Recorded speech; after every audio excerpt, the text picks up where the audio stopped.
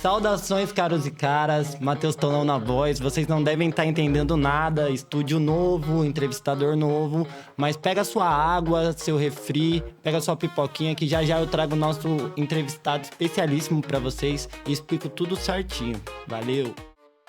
Fogo, força e fé, vivam e vivendo. Pode mesmo. Aqui é nós por nós, na paz ou no veneno. Pode mesmo.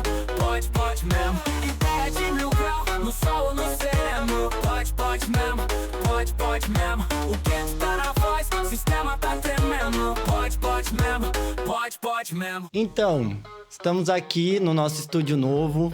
Eu estou como entrevistador em teste e para começar esse processo de entrevista, eu quis trazer o entrevistador desse programa, Melquisedeque, vulgo Mactube, nosso querido Preto Louco. E aí, Pretão, como é que você tá? Passou por um processo meio correria antes de chegar aqui, louco, né, irmão? Eu falo pra você, a vida ela é feita de emoções, mas poderia ser um pouquinho mais suave de vez em quando, né, cara? Aí a testa brilhando aí, não é que eu sou iluminado, não. Aqui foi o desespero, que hoje foi correria aí desde as 7h30 da manhã, mas chegamos inteiro, que é o mais importante. Deixei todo mundo em choque hoje, mas estamos aí. E obrigado aí por ser o seu primeiro convidado, Nossa, né, irmão? e já era algo que eu tinha pedido mesmo para fazer, sim, né? sim. Porque, enfim, eu acho que você tem muita coisa para dizer, não só para ouvir, não só para indagar, mas também para apresentar. As pessoas precisam saber quem é você e quem que é o Preto Louco, o Mactube, o rapper do MH2O. E aí eu queria saber, todo mundo queria saber essa história. Irmãozão, da hora. Você tá ligado, eu tenho um pequeno problema que há muito tempo eu não falo de mim, né, irmão? E todo mundo que sabe aqui em Sorocaba, sempre eu tô assim, mano, precisar de mim eu tô na contenção. Porque, né, mano, completei 50 anos recentemente. Nossa, tá é verdade, ligado? parabéns. É nóis, meu mano. E aí a gente vem num processo, né, cara, de formação constante, mas tem uma hora que você fala, pô, mano, tem uma molecada aí que tem que fazer a diferença, então a gente fica aí só pra dar o apoio. E a parada de falar de mim, apesar de sempre querer saber dos outros, é algo que eu não faço. E, pô, obrigado aí pela ideia, pela sugestão e pela ousadia. Ah, com certeza. Eu acho que é uma questão quase que necessária a gente falar sobre 50 anos de um trabalho que é incrível. Você, desde os 17? Antes, mano, desde os 14, mano. Desde os 14. O que fez você decidir entrar para essa vida, não só do hip hop, né, que foi muito forte na sua vida, começar como artista, mas depois partir para o lado social da coisa? Irmão, na verdade, eu acho que inicialmente o que me levou a isso foi a ter sido presenteado com a pigmentação preta, né, irmão? Então, quando você nasce preto, você já nasce pela resistência, tá ligado? E como eu sou da década de 70, a gente vem num processo de formação muito pesado, né? Do início dos anos 80, que é o final do militarismo no Brasil e tal.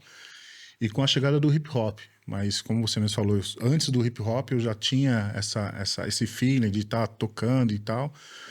E o hip hop foi o que me lapidou. Primeiro você foi DJ. Fui DJ, irmão, por incrível que DJ. pareça.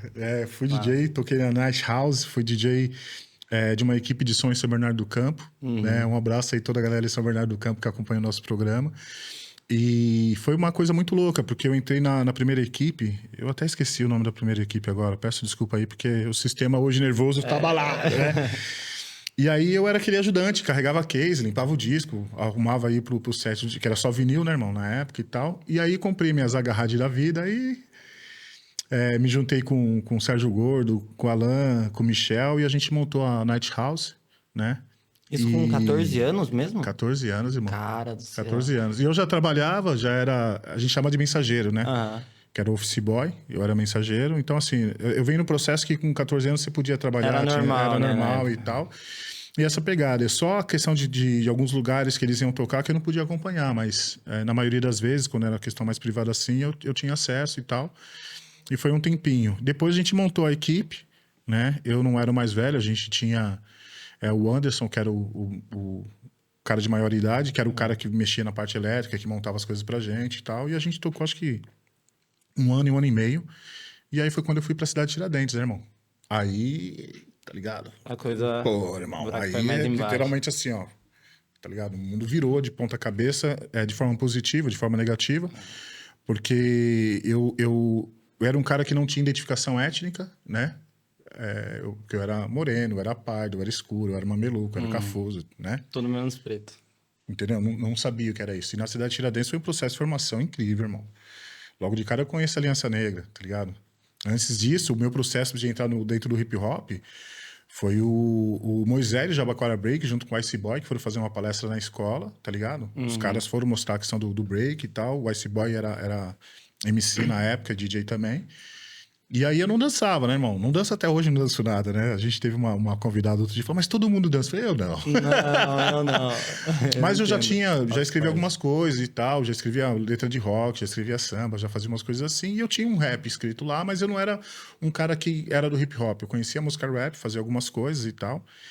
E aí eu já tinha participado até no festival no Show Papo, tá ligado? Cantando. Com a música rap, Mas eu não era do hip hop. Mas não era do hip hop. Não, eu fui lá porque era um festival de música, eu tinha batido e tal, e fui lá, e lógico, né, mano? Aquele processo de conhecer, né? Era de isso, e era moleque, né, mano? E lá no Show Papo, eu conheci um grupo chamado Potencial 3, irmão. Ali eu tomei um choque, que aí eu vi o que era o rap de verdade, tá ligado? DJ cabuloso, pá, presença de palco, os caras levando lá a bandeira e, pô, sonzão pesado. E eu fui levar uma música, tá ligado? Farofeira mesmo. E eu falei, mano, é mais sério do que eu imaginava. Aí quando eu chego na cidade de Tiradentes, eu vejo isso de perto, né, irmão? Várias referências lá. E aí eu me empolguei, me apaixonei, falei, preciso conhecer. E aí eu começo a entender que o movimento não era uma questão da musicalidade, da festividade, irmão. Eu conheço o hip hop no seu processo de formação, de resistência preta, de reconhecimento étnico. Eu deixo de ser moreno, eu deixo de ser crioulo e me identifico como um homem, um jovem preto, né, cara? E aí, pra mim, foi a grande mudança de chave, porque eu comecei a compreender um monte de coisa que acontecia ao meu entorno, tá ligado? Pensando nisso, eu vejo que o processo de antigamente, né, para vocês, por exemplo, era muito mais educativo do que pra gente hoje como rapper também, né? Pensando no rapper dos anos 80 e num rapper dos anos 2000. Você já deve ter acompanhado algumas tretas sobre a questão de nova escola e velha escola e tal, né? E isso é uma parada que é complicado porque são quase 3 gerações diferentes, tá ligado? O meu processo de formação é no começo do hip hop aqui, certo? Porque o hip hop chega, né, na metade dos anos 80 e tal pra cá, e eu literalmente no ano 90, eu começo a me aproximar do hip hop, tá ligado? A gente começa a entender que a primeira questão é o reconhecimento. Saber que as pessoas, os jovens pretos estão sendo assassinados no mundo inteiro, inclusive no Brasil. A gente começa a entender que a nossa postura pode fazer a diferença. Que o nosso inimigo não é o meu irmão dentro do meu bairro. É o sistema que quer ver a gente assassinado. E o hip hop vem nos formando ou nos blindando para que a gente não seja assassinado. Tá ligado? Saber a postura. A gente aprendia, a gente falava nas escolas qual era o seu comportamento na frente da polícia, cara. Quando você fosse abordado. Justamente para você não ficar tomando tapa na cara, não tomar tiro. Era necessário naquele momento. E é entendeu? muito necessário em questão da formação de um jovem negro dentro das suas casas, né? Muitas mães, você vê a história das mães que ensinavam, né? Como Sim, cara. O RG... Andar com documento, Andar mano. com Decorar documento. o número do documento, cara. Hoje eu não sei se os jovens decoram. A gente tinha que decorar. Você não decorou até Não, hoje. eu tenho decorado, mas eu não andava com documento por muito tempo, Mas desde os 18. é super necessário, irmão. Tá ligado? Então, assim, o hip hop nesse momento é um processo de formação e resistência preta periférica. Entendeu? Então, pega os primeiros grupos de rap no Brasil, irmão. Força Negra Radical, O Negro, Defensores do Movimento Negro, tá ligado? A maioria dos grupos vinham com essa questão do autorreconhecimento étnico. Não só o autorreconhecimento, mas a autovalorização também, né? Sim, entender que nós não éramos produto descartável, que não éramos, como diz o Câmbio Negro, nós não éramos sub-raça, tá ligado? Então, se você pega a reportagem da década de 80 e de 90, irmão, o que a galera fala da população preta é absurdo, entendeu? E o hip-hop veio para bater de frente. O hip-hop foi mostrar dentro da escola que nós tínhamos heróis pretos, tá ligado? Você não tinha num livro didático, falando de Zumbi, de Andara, Gangazumba. O hip-hop foi levar isso. Então, esse processo, para mim, foi super importante para compreender que eu estava numa batalha silenciosa. E que tinha que saber quem estava na trincheira comigo. Então, assim, eu conheço o Jabaquara Break, eu conheço o movimento hip-hop através do Moisés, através do Ice Boy. viro DJ do Ice Boy, depois eu eu fui tocar pra um grupo feminino, né? Que era de Ice Killer e Consciência Feminina Que e tal. foi onde você ganhou o vulgo de... Ice Killer, DJ Ice Ice Killer. Killer. Nunca combinou comigo, irmão. Não dava. Depois a ideia do Mactube, que era quando eu fui pra um grupo chamado Magia Negra, que também acaba não ficando algumas questões, né, cara? E o Preto Louco foi uma coisa muito mais natural. Que não foi nem dentro do hip hop, né? Foi muito mais os locais que eu trabalhava, que eu fazia as ações. E era Preto Louco sonhador, porque eu era um cara que acreditava muito nas coisas e era um cara que também não desacreditava das coisas, tá ligado? Que eu insistia, persistia, o pessoal não dava, não dá, não vai. Não, a gente vai, a gente tem que ir. E era uma parada que na época, você escutava, mano, você é louco, isso não vai dar certo. Não, mano. Viu? E Pensar que você fazia na época uma coisa que pra gente parece anormal hoje fazer. Irmão, pensa que qualquer movimento de rua a gente tinha que carregar a JBL nas costas. A gente fechava a rua, não era pedindo autorização. Não, JBL não, vamos a JBL, combinar. aquelas de verdade. Explica, por favor. Né? As caixas lá de 40, 50 quilos a gente tinha que carregar. Tá ligado? Para comprar os equipamentos de som era baita de um sufoco. Isso não mudou, continua sendo um sufoco. Mas a tecnologia hoje diminuiu, né? Peso, facilidade e tal, essas coisas. Mas era o que a gente tinha, o que nós fazíamos. Eu vi até uma reportagem, acho que ontem e tal, de 8 homens pretos que se vestiram de terno e gravata, os caras ficaram todos estilosos e foram dar um rolê. No shopping. Tá ligado? Eu espero que o Franilson, Ô, mestre, convite aqui feito. O Franilson, que é um dos fundadores da Aliança Negra e tal, a gente tinha um projeto junto com o Guilherme 10, que é o Instituto da Mulher Negra. Né? Até tem uma foto, depois vou mandar pro Bruno e tal, uma foto que a gente saiu numa revista norte-americana, tá ligado? Olha. E aí a gente tava indo pro Guilherme 10, a gente deixou no Parque Dom Pedro, o Guilherme 10 era sentido liberdade, e a gente foi na caminhada. Só que a gente tava numa banca de 20, 30 cara, irmão. Todo de preto. Todo mundo... Irmão, Nossa. Sabe quando abriu o Mar Vermelho? Era a gente subindo e a galera abrindo. No começo o pessoal achava que a gente era tipo do Rasta lá, do Rapa, que estaria pegando as coisas dos camelôs. Depois achava que era a polícia. E a galera tudo assustada, tá ligado? Então, assim, a nossa postura, porque, mano, não pagava de simpatia. Eu era o menorzinho da turma, tá ligado? Eu fui crescer depois, mas eu era o menorzinho da turma. E a galera, cara, você olhava assim e você falava, mano, parecia um exército, irmão, tá ligado? Então, assim, ali eu falava, cara, isso é o respeito, tá ligado? A galera, tipo, olhava, ninguém ficava desacreditando, imaginando, tá ligado? Ninguém falou, o pessoal vai me roubar. Não, sabia que tava ali, era uma postura de firmeza, tá ligado? Então, isso pra mim foi um processo de autovalorização. Falei, mano, eu não vou mais me incomodar de sentar num banco de ônibus lotado e ninguém sentar do meu lado. Mano, ótimo, abro mais as pernas e fico à vontade. Tá com medo? O medo é seu, não é meu. Azar. Então segure. Vai atravessar a calçada? Atravessa você. Eu tô no meu direito de ir. Mas antigamente não, né? Poxa, tal. Então, assim, o processo... Se bota como menos, né? Como algo que realmente é o que eles projetam colocando a gente com senso de inferioridade, a gente com medo, com receio de muita coisa. Então, assim, o hip hop foi me mostrando que não, irmão. Tá ligado? Eu mereço ser respeitado, eu tô fazendo para ser respeitado, tá ligado? E a minha educação vai depender da sua, entendeu? Então, o Preto Louco era nesse aspecto. Tem a questão de ser uma pessoa reativa, né? Na época. Também, né, cara? Então, de vez em quando, a gente perdia a linha e tal. Nesse processo, a gente vai entendendo algumas coisas. Passei por uma situação também de achar que a Revolução Armada era o remédio para tudo e tal. Então, foi uma fase da minha vida que foi um pouco conturbada. Até o Mestre, esse dia, tava lembrando das caminhadas e falava, pô, mano, mas tinha isso daí. Eu falei, ô, irmãozão, você tava comigo e você tava... É massa que você lembrou disso. Tem a história do GOG, né? Que sim, foi o processo sim, que você sim. para de pensar acho que é sua arma. 95, irmão, acho que foi isso. Que a gente foi fazer um show na Esporte Clube São Bernardo, tá ligado? Essa é uma das coisas que eu narro porque, pra mim, foi o pilar da minha mudança. Gangsta Rap, pesadão, plá! A gente subia armada no palco, o Caramba 4. Que a gente foi fazer um show, só tava eu e o Ice Boy, e tinha mais uma pessoa, que era o cara da guitarra, que nos acompanhava, que a gente já metia a guitarrona pra fazer as aberturas e tal. Marcelo, tamo junto. E aí, cara, o GOG era a atração principal, e a gente foi tocar também. Camarim menor, tá ligado? A gente chegou, pô, mas da hora, camarim. Já tem Cachezinho. camarim. Já tava, né, mano? Pô, 95, tio. E a gente cantando, e pá, e os refrões pesados. vazava sangue pelos alto-falantes e tal. Teve cenas de quebrar vinil no palco e toda aquela postura. Aí o Gorg foi se apresentar, a gente assistindo do palco, né, mano? Pá, da hora, a gente cumprimentou e ele chamou a gente pro camarim dele, mano. Aí chegou lá e tal, e ele começando a falar, parabenizando o grupo e perguntando o que era a questão das armas, que a gente levava, era apologia, se não era. E a gente explicando, mostrando que não, que era pra mostrar que, infelizmente, o acesso nós tínhamos dentro do gueto, tá ligado? Que a gente não tinha educação, mas tinha os armamentos, tinha isso, e era uma forma, era uma crítica, né? Que vinha nas letras e a gente apontava.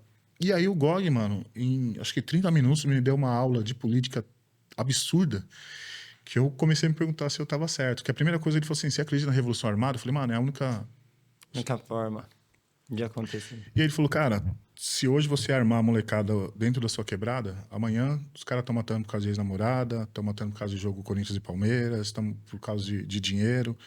A gente não está preparado para isso. Isso eu estou falando de 95, irmão. Aí ele falando sobre o processo de reforma agrária, como era importante a gente ter a questão da evolução educacional, cognitiva, para que a gente pudesse adentrar em alguns espaços, ocupar espaço e fazer a diferença. Isso para mim foi um tapa na cara, irmão. É o real rap, né? Porque a gente vai analisar o rap como geopolítica, por exemplo. Sim. Os Estados Unidos vivem outra coisa totalmente diferente. É outro processo, é outro processo. Mas quais são as lutas principais aqui e que são mais invisibilizadas, né? Sim, sim. Que é a questão da reforma agrária, a questão da educação, botar em pauta isso. Porque a nossa história, o processo de formação do nosso país foi muito diferente dos Estados Unidos, principalmente na população preta, né? Os Estados Unidos, ele, na hora que teve o processo de libertação da população preta, eles tiveram acesso a terrenos, a mula, a dinheiro e tal, e o nosso não, né, irmão? A gente foi jogado. Então, a gente teve a liberdade, mas a gente não teve cidadania, que até hoje a gente grita pelos cantos. Então, o nosso processo foi uma outra questão. Lá, você vai ver que vários pretos, quando estão no auge, eles têm uma equipe preta. Tem os grupos, vários grupos de rap que sobem, levam uma banca. E a gente vê como concorrência, irmão. Que até hoje é assim. Então, esse processo de formação norte-americana é muito diferente do nosso processo sul-americano, principalmente aí dentro do Brasil. E o hip-hop estava tentando romper com isso e mostrar, mano, a gente precisa estar mais junto. Só que até hoje a gente fala isso. Precisa de união, né? E aí, mano, a gente ainda não sabe saborear isso. Eu acho que eu já falei isso pra você, mas eu sinto que houve um momento em que o rap foi meio que apagado dos anos, assim. Eu penso pelo menos no meu processo de formação, assim. Em que dos anos 2005 pra frente houve um apagamento do rap, e aí os moleque que tava crescendo naquela época e que foi fazer cultura depois, eles perderam essa essência, esse processo. Irmão. Porque eu, como rapper, eu sabia muito sobre música, sobre o que era comercial, Sim, sobre o que era bom. sim. Mas eu tive que partir para outro lado da coisa, para realmente para um movimento social, para entender o que era formação. Sim, e aí sim. usar o hip hop ao meu favor para construir formações. Mas eu sinto que houve esse afastamento dessa geração para aquela geração da sua época. São duas questões que a gente pode apontar, ou pelo menos assim, de forma leiga da minha parte, eu posso falar para você o que eu acredito que aconteceu. Primeiro que a gente vem num processo de formação muito rígido, tá ligado? O hip hop, ele é extremamente machista. Isso a gente não tem como discutir. O hip hop ainda é um processo de desconstrução machista. As minas no rap, mano, tem que ser muito forte, tá ligado? Isso é fato. E a gente vem nesse processo de formação e tal. Pega as roupas do começo do hip hop. As minas tinham que se vestir que nem homem, porque não tinha nada que pudesse trazer a fragilidade ou a sensibilidade. Tem até aquela história, como é que é o nome da moça do Sinapsia? A Paula? A Paula, que ela fala que uma vez ela teve uma treta no Habiteto porque ela foi de vestido. E a galera ficou indignada porque ela tava cantando de vestido. Você entendeu, irmão? Que a ideia era se vestir igual homem. É um processo, cara, que infelizmente era nessa linha. O hip hop, o hip hop são pessoas que fazem. O movimento ele foi pré-estabelecido e tal. A gente tem a visão das ferramentas, dos elementos e tal. Mas são as pessoas que potencializam isso. E o hip hop, ele traz essa questão. E como sendo machista, ele é patriarcal e tem essa questão de pai, que até gosta. Mas na hora de educar, ele é um pouco mais rígido. E às vezes na base da violência. E o hip hop era assim. Quer ver uma situação? A gente usa o termo, a gente não pagava de simpatia. Show de hip hop, Eu fico bravo demais com isso, porque eu sou super simpático. E aí, que aí você fala, mano, você é mais simpático. Se fecha aí que você tá, né, mano? Tá se abrindo demais e tal. Difícil. E essa é uma situação que era um processo mesmo. Mas era naquele momento, até entendo que você tinha que ter uma postura mais rígida e tal. Mas, pô, tem momentos que você tá curtindo com os amigos, dá pra baixar a guarda. Só que a gente foi condicionado a não baixar a guarda. Automaticamente, a gente também não tinha paciência.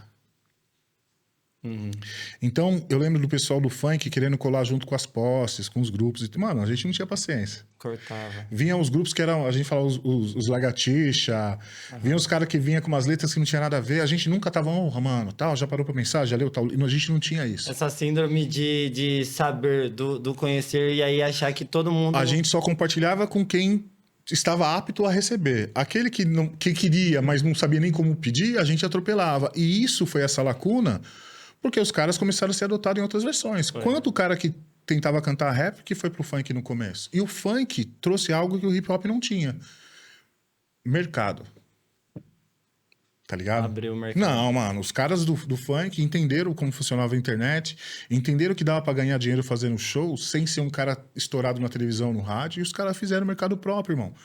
O hip hop demorou muito tempo para entender o que é essa questão mercadológica nesse novo sistema, nesse novo parâmetro do que a gente tem. Porque a gente queria sair numa gravadora, aparecer na televisão, as rádios grandes e tal. Na minha época, não. Minhas músicas só tocou em rádio comunitária.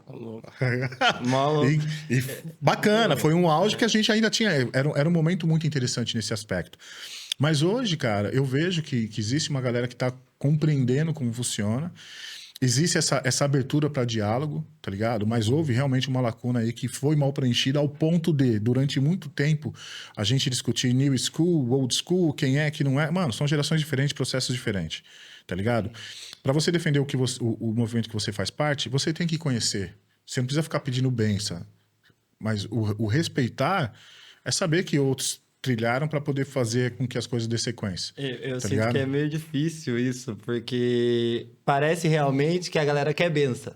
E aí, pra gente que tá nesse processo, tipo, mano, eu não tive benção. A galera olhou pra mim e falou assim, esse moleque estranho cantando essas músicas estranhas, sabe? E aí sim, mano. E eu demorei... Cara, o pessoal sabe, pô...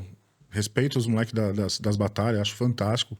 Vou em várias aí. Hoje, né, um pouquinho menos, mas faço os rolês e tal. Conheci o pessoal do trap e eu tinha uma dificuldade de ouvir trap, tá ligado? Primeiro que eu não entendia quase nada. Entendeu? Não criticava, mas não era algo que eu consumia. Depois eu comecei a ouvir e uma galera fazendo algo diferente, fazendo algumas coisas, e assim, é um processo. Entendeu? Eu não vou conseguir fazer, irmão. Não tenho nem flow pra isso. Aliás, eu não tenho pulmão pra isso. Tá ligado? Então, assim, a gente vai entendendo que, assim, a minha música hoje não vai alcançar uma molecada de 14, 15 anos. Não vai. Não vai. Eu vou fazer música para as pessoas mais velhas. Vou fazer música, talvez, falando de coisas que eu não falaria na minha infância, na minha adolescência, porque eu tô vivendo outra pegada hoje. Eu vi o Brau sendo criticado, né? Porque ele tava cantando... Ô, irmão, quantos anos o cara tem, mano? A caminhada o que o cara já segurou no peito aí, aliás, o que o movimento em si já segurou no peito, cara. E outra, ele é músico, né? Ele não é... Essa é a questão, é não entender que são artistas, que são seres humanos, tá ligado? Durante muito tempo, né, eu lembro que o cara falava que, até onde pode ir a comédia? Aí os caras, não, comédia não tem parâmetro. Os caras falam, não, tem sim, é Racionais. Racionais você não fala, não faz piada. Não faz... Hoje a gente vê algumas pessoas falando e tal, e os caras falam, pô, ninguém vai cobrar. Mano, ninguém vai mais cobrar, é outra pegada, é outro mundo, é outra situação. Mas a gente ainda tá preso em paradigmas assim. E pra mim foi muito importante isso, porque eu entendo que a minha música, ela foi importante naquele momento, tá ligado? Não vou falar que eu era um cara fantástico, mas nosso grupo, eu fiz parte da unidade de hip hop, fiz parte do Extremo Leste Cartel, né? E era um grupo que dava dor de cabeça pro sistema, irmão. A gente fez muita coisa, tá ligado? Já falei, tem muita gente que, se eu falar pra você que eu quase fui preso em cima do palco, você vai falar, lorota. Não, mano, passou 3 meses, Racionais, Big e Richard foram presos em cima do palco. Eles ficaram na história. A minha história ficou pra cidade de Tiradentes, algumas pessoas que lembram disso. Você acha que era uma coisa normal naquela época? Era uma coisa que estava acontecendo muito e aí quando bateu em alguém que era mais famoso, por exemplo? Porque o Racionais já tinha uma... Não, já eu acho que Racionais nunca foi pequeno, irmão. Eu acho que o Milton Salles, quando fez a junção, né, dos 4 ali, ele desenhou muito bem o plano, irmão. E Racionais já começa grande, tá ligado? A treta é que ele acaba sendo o grupo que mexeu com o cenário do hip hop nacional. Boa. Mas naquele período, a gente não tinha grupo ruim, não, cara. Não, era muita coisa. Era muita coisa. Cada vertente diferente, cada um na sua pegada. Era muita coisa porque era começo, irmão. Então tudo era novidade, tá ligado? Até a questão do bate-cabeça, tudo vinha revolucionando. Você falou da guitarra. Sim, e aí mano. me pega muito, porque o meu álbum preferido é aquele Na Dor de uma Lágrima, do Expressão Ativa. Sim, sim. E eles gastam muito a guitarra numa vibe totalmente diferente do que era o hip hop naquela época. Sim, sim. Cantar. Não, eu recebia muito crítica. Era o Marcelo Wagner, se eu não me engano o nome do Marcelo. E o que eu fazia? Abertura, eu fazia uma música em cima do Poderoso Chefão. Tá ligado? E aí só ele tocando e eu rimando de uma forma lírica, poética e tal, em cima daquilo. Depois a gente vinha com a base, ele tocava em cima da base. Mano, eu recebia crítica. Pô, isso não é rap, tá ligado? Mas naquele período. Só que na sequência começa a vir muita coisa e mas você foi o cara que inventou isso? Não, cara. A minha primeira grande referência no hip hop foi Câmbio Negro. E os caras já tinham uma pegada de sampler de guitarra e eu achava muito louco. E aí eu coloquei a guitarra. E na sequência o Câmbio Negro lança um disco praticamente que é uma banda de rock fazendo e eu pirei, mano. Tá ligado? Depois o próprio Pavilhão 9 fez isso, aí os caras cantando, né, de máscara, o Caramba 4 e tal. Então, assim, tudo era muito novidade. Mas aquilo que eu falei pra você, o meu processo de formação fez com que eu entendesse que com o microfone eu tava legal, fazia, mas quando eu ia pra dentro da quebrada, trocar ideia com os moleques, dentro das escolas, que eu ia pra dentro do terceiro setor, eu falei, mano, eu sou muito mais útil construindo, formando, do que cantando. E eu começo a me desprender dessa pegada. Aí tive alguns grupos, fiz parte de uma banda, né, chamada Família Ébanos e tal. Só que pra mim o que mais marcou foi a questão do processo de formação, porque eu vejo vários moleques. E eu fico muito orgulhoso, irmão, tá ligado? De algumas pessoas falar, pô, mano, a minha referência foi o Melk. Minha referência era o Racionais e o Melk lá na Tiradentes. Porra, mano, isso pra mim não tem preço, isso é fato. Uma questão que me pega é isso. Você considera que você venceu não, mas você se considera realizado partindo para esse lado da formação? Irmãos, o que te realizou? Eu tenho muito orgulho da minha caminhada e da minha história nesse aspecto, tá ligado? Porque, assim, eu tive trabalhos que foi pra fora, eu tenho várias referências de grupos aí que estão na ativa, que sabem da minha caminhada, que tem essa pegada sobre tudo que eu fiz. Sei inúmeras situações que eu recebo o carinho das pessoas, falando, mano, foi muito importante você fazer parte do meu processo e tal. E eu vejo vários desses meninos e meninas hoje, né? São homens e mulheres aí que estão numa caminhada fantástica. Então, para mim, o que eu podia fazer, devolver pro hip hop aquilo que o hip hop... Porque o hip hop salvou minha vida, certo? O que eu podia fazer, eu consegui fazer. Tenho muito orgulho disso, tá ligado? De ter contribuído para muita gente e ver que essa semente foi multiplicada. O doideiro, o Mr. Crazy, do De Quebrada... Uma vez ele postou sobre trabalho coletivo. Que ele fala, mano, é difícil caminhar sozinho porque eu me sinto muito zoado sendo egoísta e não levar uma galera comigo. Ele falou assim, e essa situação, eu não sei se é boa ou ruim, mas eu trago do que eu aprendi com o Melk. Que é sempre o nós por nós, estamos juntos sempre. E independentemente de onde eu esteja, você tá ligado que eu fui meio nômade, né, cara? Eu aterrisei em Sorocaba e não saí mais, mas já rodei em vários lugares aí. E sempre levei a rapaziada comigo. Sempre tive um time que me acompanhava comendo pão com ovo, o filé mignon. A gente sempre tava junto. Qual foi seu primeiro projeto? Pensando na questão da formação mesmo. Que você idealizou. Irmão. Você consegue lembrar? Eu fiz o projeto Faça as Coisas Certas, lá na cidade de Tiradentes, que era uma conscientização a respeito de ST/AIDS. Tá ligado? Virou um projeto depois, que deram sequência com outro nome, mas eu fui idealizador. Depois disso, a gente fez algumas frentes, eu participei do Sedeca Posse, então eu estava participando dentro de algumas ações, construindo, dentro da cidade de Tiradentes a gente já fez muita coisa. E aí, cara, o meu primeiro projeto fora foi em Boituva, que é quando eu chego na cidade, que na época eu voava no basquete, fazia umas graças, e eu encontro o pessoal do hip hop, cara, mas que tava muito abalado porque tinha tido uma situação muito pejorativa ou negativa sobre a questão do hip hop lá. E aí eu vi que o hip hop lá ele era muito festeiro. E eu falei, mano, a gente tem que trabalhar essa formação e organizar, porque os moleques só faltavam sair na porrada pra quem vê quem canta, porque só tinha 1 ou 2 espaços pra cantar, já tava queimado na cidade. E a gente fez o projeto cultural Autoestima, que a ideia era recuperar a autoestima do hip hop na cidade. E a gente fez, mano, os eventos cabulosos no centro de eventos. A gente fechou a rua para fazer a marcha de Zumbi antes de Zumbi ser considerado o herói nacional, né, oficialmente. O centro de eventos era onde a galera não queria saber do hip hop. Não tinha acontecido. Eles tinham inaugurado fazia pouco tempo o centro de eventos. Certo. A gente vai trazer o Gilson aqui para falar sobre isso. DJ, grafiteiro, MC. O Gilson é um cara absurdo. Ele não tem explicação, mano. Ele tem que ser estudado. E aí o Marcião também, do Enxame e tal, não se tinha mais ações de hip hop com apoio do município, por causa de uma treta de um cara lá e tal, pegou uma grana. E aí a gente foi fazer um evento, um centro de eventos. Eu estava ainda num grupo chamado Estilo Natural, e a gente ia fazer o lançamento do CD lá no centro de eventos. Eu estava lá ainda, ia sair do grupo que estava muito distante. A gente levou, não sei se foi comando de MC na época, e levou mais uns 2 grupos. Peço desculpa aí, depois eu vou lembrar. E a gente foi reservar o espaço para fazer. E aí, só negativa, a gente foi falar com o diretor de cultura na época. E era um senhorzinho. A gente chegou na sala dele, explicamos e tal. Aí ele falou, você fala bonito, mas a gente sabe que não vai dar certo isso. Eu falei, a gente tá pedindo oportunidade. Eu falei, a história que aconteceu não foi construída pelas nossas mãos. Nós estamos aqui, eu estou aqui com pelo menos 60 jovens que nós estamos representando. Todos somos moradores do município, eu acredito que então possamos ter a chance de apresentar. Aí ele falou assim, então tá, se você fizer e der qualquer dor de cabeça, nunca mais a gente abre a porta pro hip hop aqui. E aí você vai pegar todas essas 60 pessoas e eles vão estar cientes disso. Eu falei, sem problema.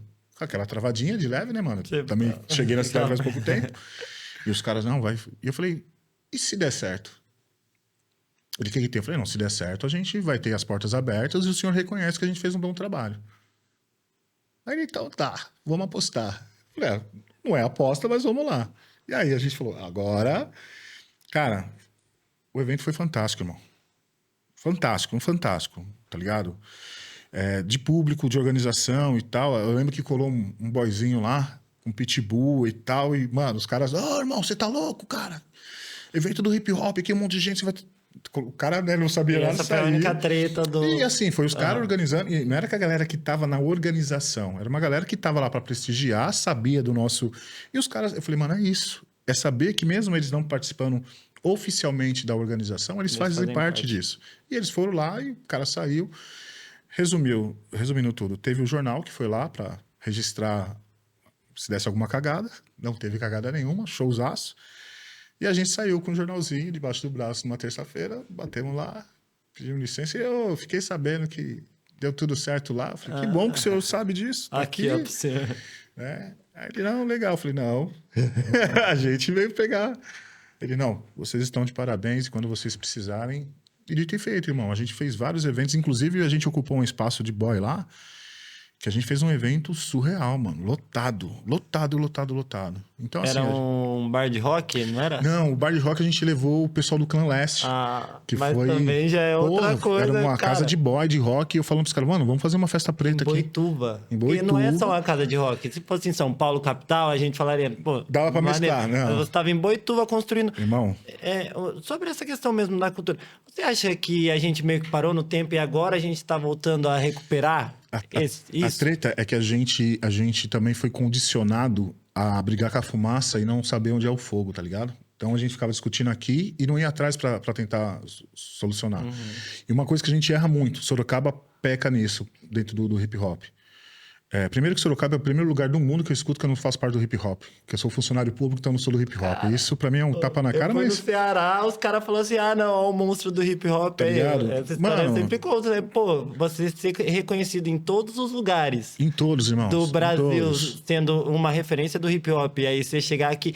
É muito sem memória, sem cultura. Mano, eu acho que a questão é de como... Eu primeiro cheguei para não falar sobre hip hop na cidade. Eu vim num processo de mudança, tava com a cabeça em outro lugar. E aí não dá para ficar longe. Só que eu trabalhava com medida socioeducativa. Então ninguém sabia. Eu tava fazendo, fiz parte do Despertar das Flores aí um tempão, irmão. Revolucionando os bagulhos, trazendo uma parada diferenciada, mas tava tranquilo, porque ainda eu tava como MH2O. Quando eu vou pra Secretaria de Cultura, que aí é onde a galera começa a me olhar de outra forma, irmão. Tá ligado? E aí o pessoal achando que eu era comissionado, que eu tava lá engatilhado. Porra, irmão, sou concursado. E eu sempre falo, eu passei, mano... Se vocês quiserem, eu trago aqui. Eu passei mais de 20 concursos públicos. Eu fui nomeado em 12 concursos públicos. Isso é muita coisa, irmão. E Sorocaba é isso, irmão. Tá ligado? E tô aqui, acho que quase 13 anos, 14 anos já. Nossa, entendeu? muito tempo. Mas escutava isso e foi uma galerinha que começou a falar. Quem quis ir atrás da história, tá ligado? Foi. Quem não quis, mano, sem problema algum. Mas quem acompanhou, quem teve a proximidade, sabe. E aqui eu tive essa dificuldade, tá ligado? No começo eu não ligava, irmão, porque eu tava fazendo. E era isso. Sentia feliz em ver as coisas acontecendo. Mas acho que 2023 foi uma das partes mais delicadas que eu passei. E que eu acho que eu nunca tinha ficado tão magoado, né, mano, com alguma coisa aqui, como foi 2023, que eu não tive a oportunidade de falar com muita gente.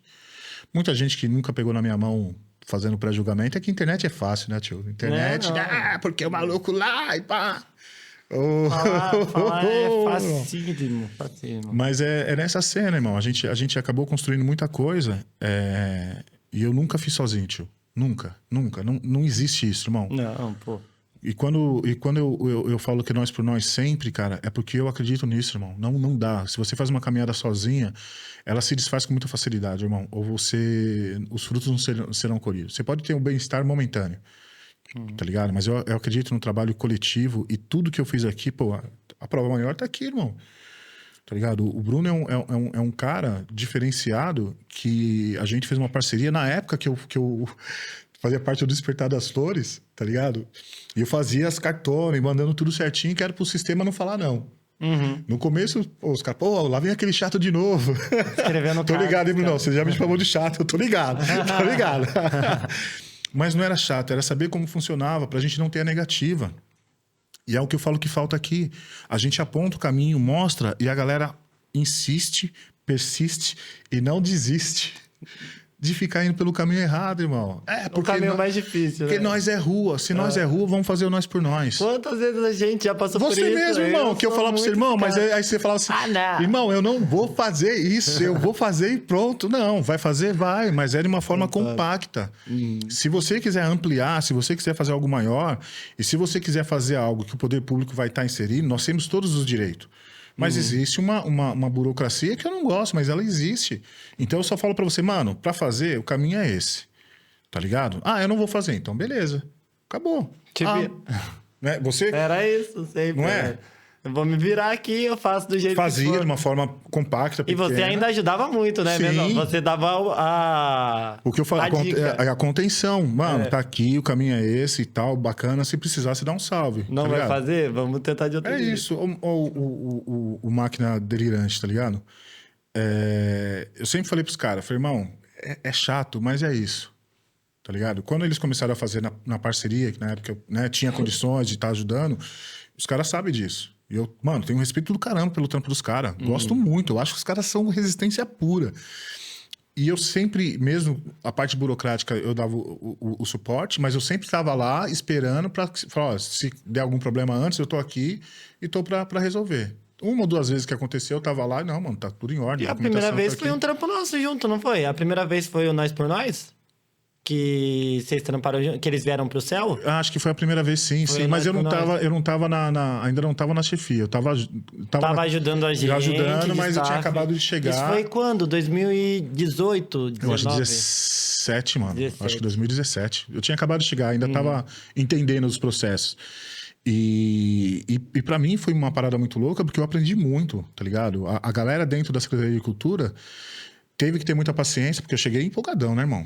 Vamos revolucionar o bagulho, tá ligado? E os caras, olha, tem isso. E eu fui o único funcionário público da Secretaria de Cultura, eu tomei 4 enquadros, irmão. Fui enquadrado. Sai daí, mão na cabeça, documento, tá ligado? E o Ayrton Kermes foi um que me ajudou nessa situação, porque os caras me tiraram dentro do barracão cultural, numa denúncia anônima. Anônima, um monte de preto junto. Não, é. E aí fui tomar um enquadro, ele ligou lá, perguntando o que tinha acontecido e tal, deu um suporte. E era isso, irmão. Era um monte de preto reunido, tentando conversar, fazer, e a galera sempre cismada. Então, assim... E era um evento do quê? A Ou gente não tava era um evento? preparando a Semana da Consciência Negra, irmão. Mas os caras saíram do lado? Encostaram na frente do barracão cultural. E aí a Lourdes Aham. tava lá com a gente, ela saiu porque ela tinha estacionado o carro. Ela falou, acho que é meu carro que deve estar de forma irregular. Ela saiu, e aí falou, não, quem é que tá aí se apresentando como responsável? Ela estranhou, me chamou, falou, eu acho que é com você, o responsável. Eu falei, mas pois não, documento encosta a viatura. Eu falei, irmão, desculpa aí, meu cara, não chame de irmão, né? Falei, senhor, porventura isso é um enquadro? Preciso do seu documento. Falei, não, então o senhor me avisa pelo seguinte, eu estou trabalhando, sou funcionário público, estou dentro do espaço. Só me explica o que está acontecendo. Falei, não, se trata de uma denúncia anônima. Anônima? Falei, é movimentação de preto aqui dentro? Essa é a... Eu não posso falar, tal, encosta o documento. Falei, não, eu vou encostar, eu vou dar o documento. Tá aqui. Sou funcionário público, vou ligar pro meu chefe agora e tal. O cara puxou lá e tal. Não chegaram terrível. Tá ligado? Mas eu fiquei lá encostado, aí dei um toque, mandei pro Wellington. Ele ligou e falou, o que tá acontecendo? Ele falou, não, denunciaram uma movimentação estranha dentro do barracão. Tá ligado? Mano, 30 preto aí dentro. Falei, né, um monte de gente fazendo um monte de coisa errada ali e a gente enquadrado aqui. Esse foi o primeiro. Mas aí depois foi no Abaetezinho. Então, Depois foi no Espanhóis também teve? No Espanhóis. Aí tive no... Ai, cara, onde tinha a feira do hip hop recentemente? Esqueci agora. No Fórum Velho? Porra, mano. Teve uma que eu tava junto com o Vinícius, tá ligado? Já na chefia. E aí os caras chegaram, aí eu falei pro Vinícius, Vinícius, é comigo. Ele, não é. Que loucura, cara. Mas sempre denúncia anônima, irmão. Então, assim, era uma das questões que eu entendi, tá ligado? Eu não concordo com isso, sei que é extremamente vem uma questão de discriminação mesmo, mas eu comecei a me posicionar e cobrar que isso tem que ser documentado, tem que repassar para as pessoas, né? E aí uma colega minha ainda falou assim, nossa, Mel, você tem que andar com o crachá e com a camiseta. Eu falei, então, por que todo mundo aqui também não tem que fazer a mesma coisa? O fato é, você se destacou, né? E aí tem aquele velho ditado do prego que se destaca leva martelado. E não é nem que você quis isso. Não, mano. Que o que você faz e fez... Fica muito exposto, né, irmão? Fica muito exposto. Eu vejo muito mais nessa questão da exposição, de estar na movimentação e estar aglomerando pessoas. E, mano, o nosso estereótipo não é um... Né? Eu não sou um cara que chega e as pessoas falam, nossa, que... rapaz simpático, bonito. Você é o cara preto que tá fazendo as coisas. Com cara Isso tem de... que Tá ser ligado? dito. E aí a galera se incomoda. Então... E sobre essa questão também, você me falou do Abaetezinho, do Parque dos Espanhóis, do Fórum Velho. Como que é pra você, que é um cara que veio da formação do hip hop, trabalhar com cultura e com culturas tão diversas? Porque a gente tá falando aqui das barrooms, a gente tá falando aqui não só do hip hop, mas do esporte, a gente tá falando de música clássica. E como é que é pra você trabalhar com tudo isso? Irmão, primeiro que quando eu fui pra Secretaria de Cultura, pra mim era um sonho que estava sendo realizado, tá ligado? Pensei muito em Foi a potencializar. primeira vez aqui. Dentro do sistema, foi, tá ligado? Massa. Porque eu fui técnico de educação, tá ligado? Fui agente de endemias, entendeu? Em outras fui técnico parlamentar. Eu já tinha passado em outras funções, mas sempre muito mais próximo da educação do que da cultura. Nunca tinha feito nenhum concurso que pudesse me levar para a Secretaria de Cultura. E aí, quando veio o convite, eu falei, nossa, mano... É isso. Tá ligado? Foi uma briga pra conseguir chegar. E, cara, eu fiquei muito feliz. E no começo, era samba, era reggae, era rap, tá ligado? E aí comecei a ter várias ações diferenciadas e compreender. Uma coisa que eu deixei de falar quando eu fui trabalhar na cultura é a ideia de, precisamos levar cultura para tal bairro que não tem. Irmão, todo local tem cultura saindo pela janela. É que são culturas diferenciadas, talvez algumas coisas que nós não temos proximidade. Então a gente não tem que levar, a gente tem que potencializar as culturas e as ações culturais que já existem no bairro. Ó, o Céu das Artes. Com certeza. Escritores, grafiteiros, rappers, funkeiros. Dançarinos, viu? A Certo. gente tem uma gama de coisas de um lugar que era conhecido como obra. A obra, porque A as obra. pessoas, né, era tão desprendida, não tinha proximidade, que era chamada de obra até tempo atrás. E olha quando a gente fez o Despertar das Flores lá, 122 grafiteiros, irmão. O Rapadura cantando lá pra 1.500 pessoas, tá ligado? Quando a gente, Taíde, o GOG, Rapadura, cara, o GOG que a gente, nossa, ó, eu me arrepio, Jorge, Jair, ó, o corre que foi pra trazer. E isso a galera não fala. Tá ligado? Porque foram tentar falar abobrinha e depois descobriram que foi nós três que tinha feito o corre, que a questão da Secretaria de Cultura tinha feito pros artistas daqui, mas o GOG foi a gente que foi atrás, tá ligado? Aí os caras ficam quietos, mas não fala, entendeu? Então, assim, a gente sempre acreditou nesse trabalho coletivo, sempre somou as forças para poder fazer acontecer, e eu, dentro do cenário da Secretaria de Cultura, eu me apaixonei por coisas que eu achava que eu nunca teria proximidade, irmão, tá ligado? Conhecer algumas coisas. A gente trouxe o Diogo Figueiredo, que é considerado um dos melhores guitarristas do mundo, irmão, brasileiro que mora nos Estados Unidos.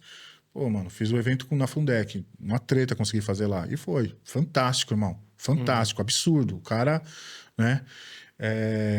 A gente vai conhecendo pessoas que a gente não tinha proximidade e começa a enxergar com outros olhos, tá ligado? A primeira coisa que a gente tem que deixar é achar que só aquilo que eu gosto faz parte do cenário cultural. Não, mano. É encontro de carros antigos que a gente faz junto com o pessoal lá dos espanhóis. É o xadrez. É o xadrez, que faz um sucesso certeza. gigantesco. A gente tem mais de 100 jovens agora, 100 pessoas, né? Porque eram de todas as idades aí no Céu das Artes, participando. Então, assim, a gente vai tendo proximidade com algumas questões que pra gente era utópico, né, irmão? A gente não botava fé, a gente não acreditava de que poderíamos estar próximo.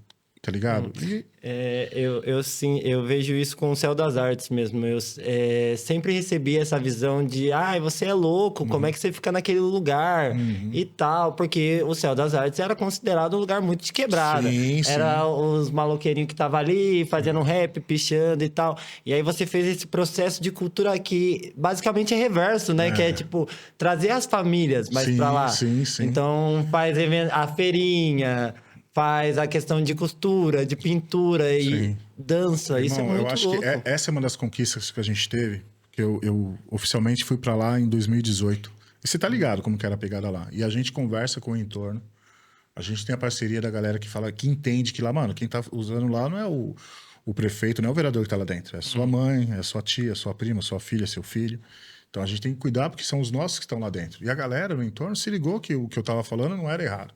Quando a gente começa a fazer as atividades lá, potencializar, que nem a gente levou várias atividades que eram esportivas, a gente fez o Buzz Rap Ball lá. Mas rap ball, Tá ligado? louco. O bagulho foi cabuloso. O Ballroom, eu tinha feito o primeiro aqui.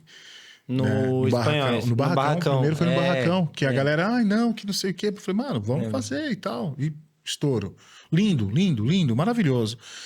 Quando chegou pra fazer o Ballroom no Céu das Artes, eu falei, mano, a gente já tinha passado aquela parada da Semana do Hip Hop, você lembra? Tá que já foi com Vênus, você fala. Isso, que a gente teve que eu fui lá trocar ideia com os caras, porque a galera ficou bem naquela. E eu falei, a gente vai trazer, eu vou ter que conversar de novo. Vamos falar sobre isso, né? Sim. Que o Vênus MC é um rapper daqui da cidade, né? Há algum tempo, eu não sei se ele tá lançando música, inclusive maravilhoso, eu sou muito fã dele. E ele foi tocar... Numa semana do hip hop que veio o próprio GOG, que ele participou daquela seleção.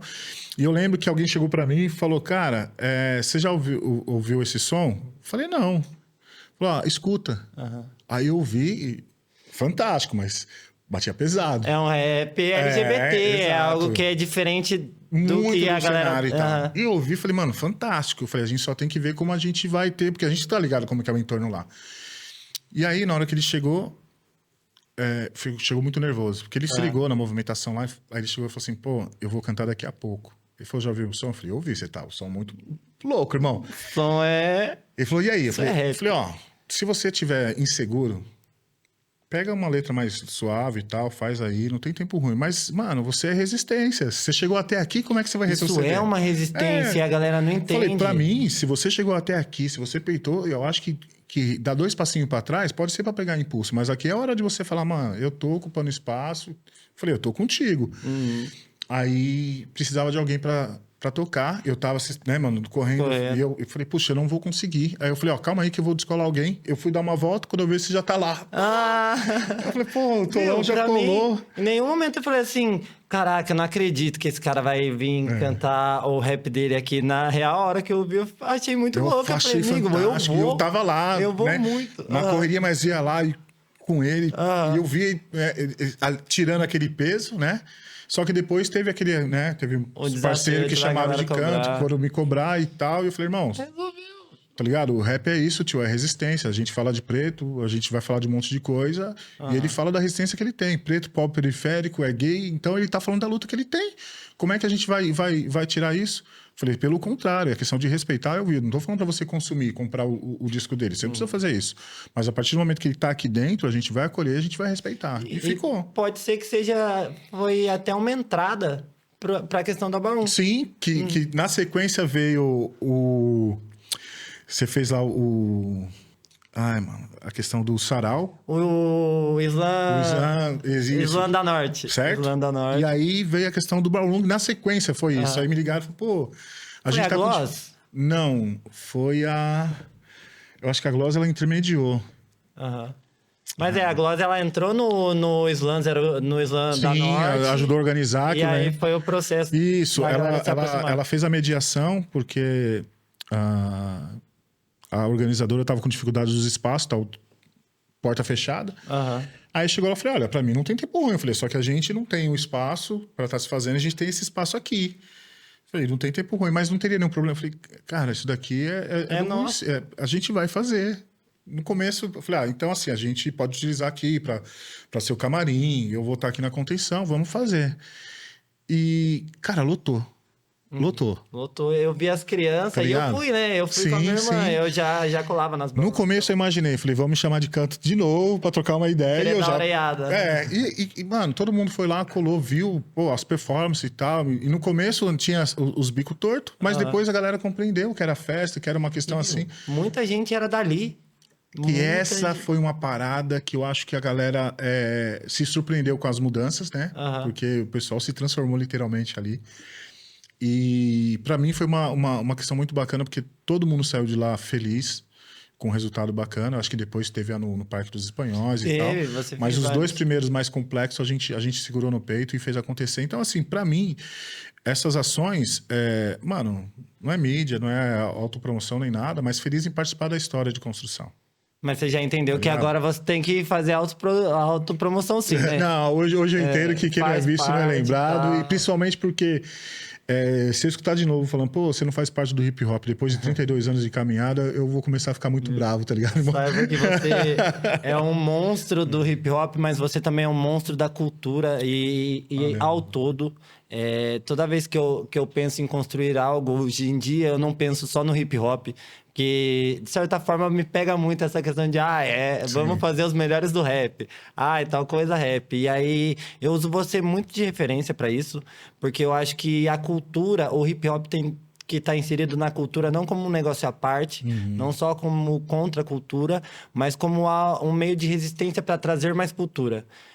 A poesia está inserida no hip hop, a dança está inserida no hip hop, a arte de rua, o grafite. E sim, agora a gente tem mulheres mais inseridas e levando o hip hop no peito, pessoas LGBT que estão construindo isso. E faz parte disso. É isso. Não faz parte não só de cantar o hip hop ou falar sobre a luta contra armas, contra o sistema, mas realmente construir algo sobre o sistema. Eu acho que nosso tempo aqui tá, né, bem avançado. Eu só queria ler a pergunta do parceiro para você, a mensagem. A gente já finaliza aí. Eu queria dar um salve no Guilo. Guilo, tamo junto, irmão. A gente se conheceu junto, né? Sim. Eu conheci você com o Guilo. Sim. E aí ele mandou assim: salve, Melk, tranquilidade? Te conheci na organização da Semana do Hip Hop em Sorocaba e a importância de ter um dos nossos abrindo caminho na prefeitura foi de importância gigante. Não só para nossa voz ser ouvida, mas principalmente entendida.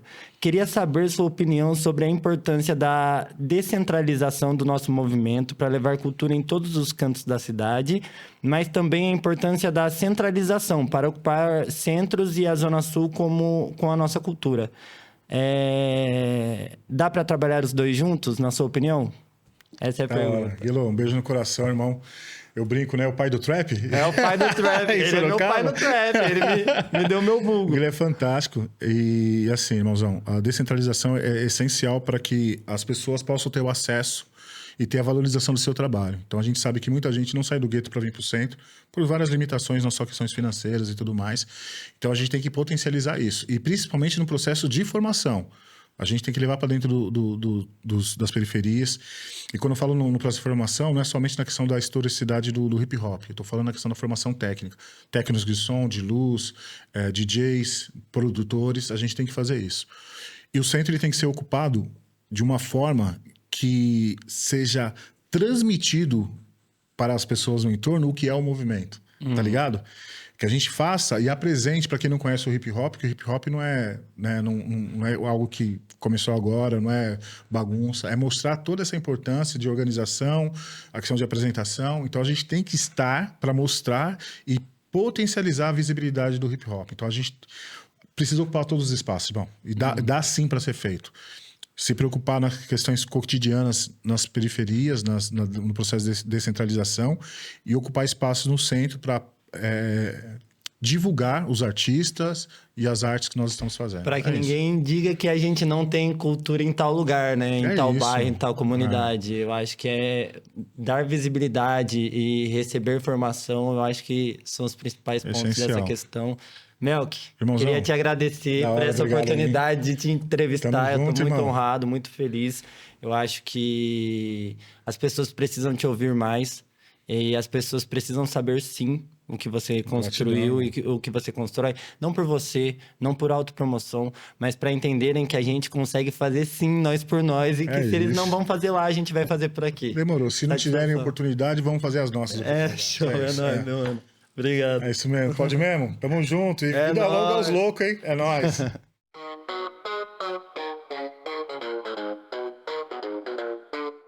Foco, força e fé, vivam e vivendo. Pode mesmo. Aqui é nós por nós, na paz ou no veneno. Pode mesmo. Ideia de 1000 graus, no sol ou no sereno. Pode mesmo. O gueto tá na voz, sistema tá tremendo. Pode mesmo.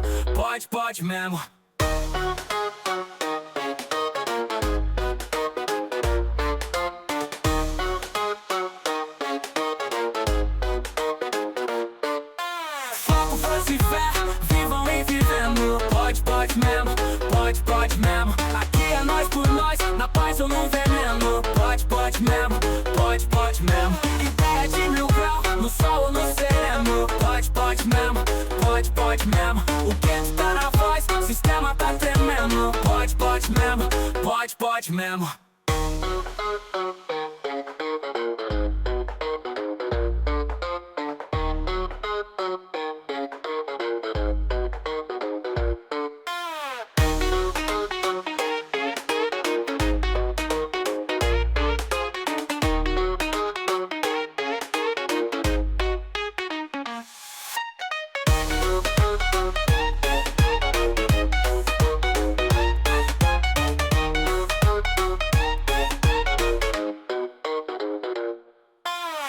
Força e fé, vivam e vivendo. Pode mesmo. Aqui é nós por nós, na paz ou no veneno. Pode mesmo. Ideia de 1000 graus, no sol ou no sereno. Pode mesmo. O gueto tá na voz, sistema tá tremendo. Pode mesmo.